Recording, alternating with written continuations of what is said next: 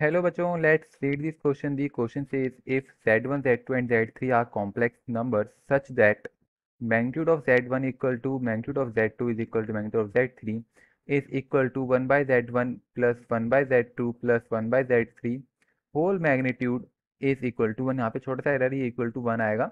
Then magnitude of z1 plus z2 plus z3 is equal to. तो हमें बताना है कि इनमें से कौन सा इनका सॉल्यूशन होने वाला है. तो यहाँ पे जो हम की कंसेप्ट का इस क्वेश्चन के अंदर यूज करने वाले हैं. तो जो पहला की कंसेप्ट इसके अंदर यूज होगा हमें पता होना चाहिए कि जो मैग्नीट्यूड ऑफ जेड स्क्वायर है उसको हम जेड इंटू जेड कंजुगेट लिख सकते हैं. और second A plus minus P to the whole conjugate is equal to A conjugate plus minus of B conjugate. ये किसी भी कॉम्प्लेक्स नंबर के लिए है. और जो थर्ड प्रॉपर्टी है हमारी, हमें ये पता होना चाहिए magnitude of z conjugate is equal to magnitude of z. So ये तीन प्रॉपर्टी कॉम्प्लेक्स नंबर के हमें पता होनी चाहिए इस क्वेश्चन को सॉल्व करने के लिए. सो चलो अभी क्वेश्चन देखो हमें क्या दे रखा है. Magnitude of z1 is equal to 1. Okay क्योंकि ये सारे इक्वल टू 1 है, यहाँ पे ये इक्वल टू 1 आ जाएगा. तो magnitude of z1 equal to 1 आएगा, z2 इक्वल टू 1, ये सारे एक दूसरे के इक्वल हैं. So magnitude of z1 equal to 1 है. सो हमारी जो फर्स्ट प्रॉपर्टी है इससे मैं लिख सकता हूँ यहाँ पे z1 into z1 conjugate is equal to 1. Similarly यहाँ से अगर मैं मैग्नीट्यूड ऑफ z2 लिखूँ वो भी इक्वल टू 1 आएगा. सो z2 इंटू z2 कंजुगेट भी इक्वल टू 1 आएगा. Similarly magnitude of z3, so z3 into z3 conjugate is equal to 1. so अब ये आने के बाद यहाँ से तीनों हमारी इक्वेशन आ चुकी है 1 2 3. अब इन सब को सॉल्व करने के बाद जो हमारी सेकंड यहाँ पे दे रखी है ये वाली, तो इसको भी लिखते हैं.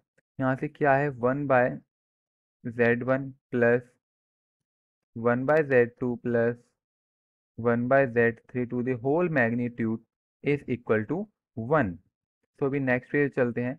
सो यहाँ से जो 1 है इसको हम रिप्लेस करेंगे जो हमने इससे पहले वैल्यू यहाँ पे निकाली है. सो क्या आएगा z1 into z1 magnitude divide by z1 plus z2 into z2 magnitude divide by z2 plus z3 into z3 magnitude divide by z of 3 to the whole magnitude is equal to 1. तो यहाँ देखो z1 से z1 cancel, z2 से z2 cancel, z3 से z3 cancel हमारा. तो यहाँ पे हमारा ओवरऑल क्या बचता है z1 conjugate plus z2 conjugate plus of z3 conjugate is equal to 1.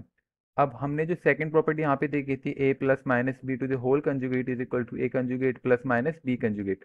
तो उसी प्रॉपर्टी को यूज करके हम यहाँ पे लिख सकते हैं z1 plus z2 plus z3 to the whole conjugate to mod is equal to 1. अब यहाँ पे जो हमारी थर्ड प्रॉपर्टी है वो क्या थी, magnitude of z conjugate is equal to magnitude of z. तो जो इसे अप्लाई करेंगे तो यहाँ से क्या आएगा z1 plus z2 plus z3 to the whole magnitude is equal to 1. और हमें क्वेश्चन में क्या पूछा गया था, z1 plus z2 plus z3 to the whole magnitude, जो कि हमने फाइंड कर लिया है वो आया है हमारे 1 के इक्वल. तो ये हमारे क्वेश्चन का आंसर हो गया. So the correct option for this question is option number A equal to 1. I hope you understood well. Best of luck.